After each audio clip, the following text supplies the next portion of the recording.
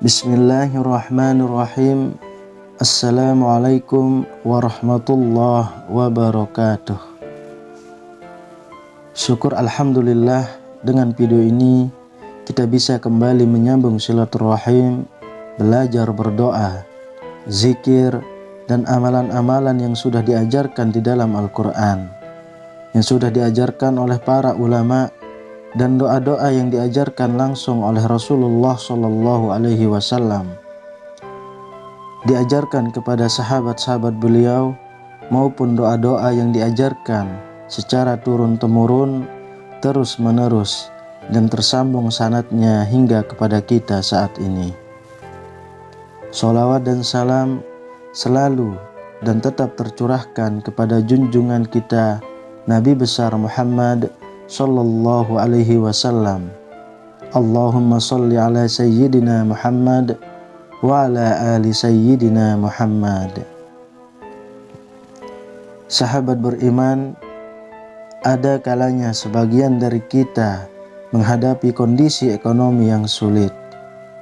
Sudah berusaha keras, namun ekonomi tidak juga berubah. Bahkan ada saudara kita yang sampai hidup dalam kefakiran, padahal setiap hari dia tidak pernah berhenti untuk berusaha mencari rezeki. Sahabat beriman, kejadian seperti ini bukan hal yang baru dan bukan hanya terjadi di era krisis. Namun hal ini sudah biasa terjadi, bahkan di masa Rasulullah pun ada.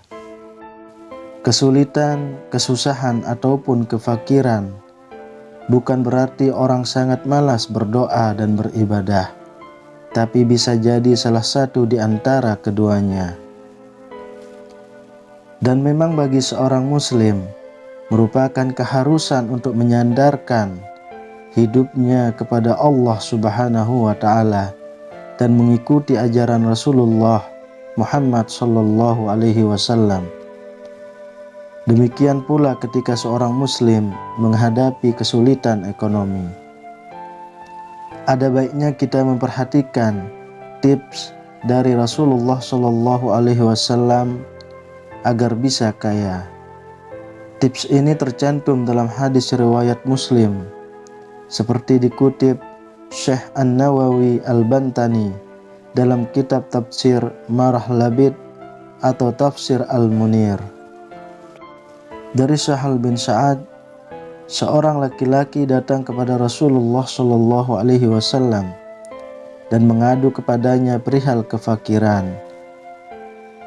Lalu Rasul bersabda kepadanya, "Bila engkau memasuki rumahmu, ucapkanlah salam bila di dalamnya ada seseorang. Bila tidak ada seorang di dalamnya, maka bersalamlah untuk dirimu dan bacalah surat Qul huwallahu ahad sekali." Kemudian lelaki itu pulang dan mengamalkannya. Allah melimpahkan kepadanya rezeki hingga mengalir deras kepada para tetangganya.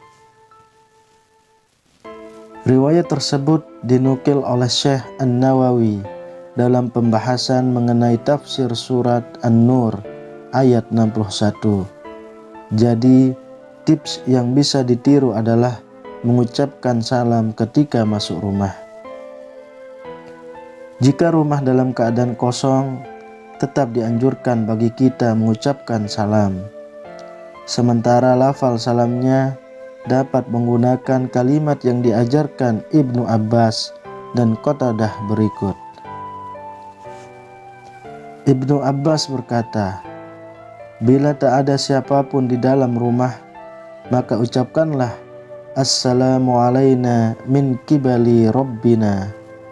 Keselamatan bagi kami dari Tuhan kami." Dan Qatadah berkata, "Bila engkau memasuki rumahmu, maka ucapkanlah salam kepada keluargamu. Mereka lebih berhak mendapatkan salam daripada orang lain yang engkau salami." Bila engkau memasuki sebuah rumah yang tak ada seorang pun di dalamnya, ucapkanlah Assalamu alayna wa ala ibadillahis shalihin. Keselamatan bagiku dan bagi hamba-hamba Allah yang soleh.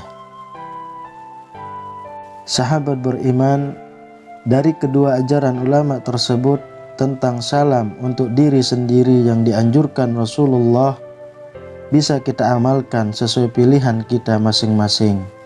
Bisa menggunakan yang diajarkan Ibnu Abbas atau Qatadah. Semoga Allah memberikan kekuatan kepada kita untuk menjalankan amalan ini dengan istiqomah. Dan semoga Allah membukakan pintu rahmat-Nya untuk kita semua. Amin, amin, amin ya rabbal alamin.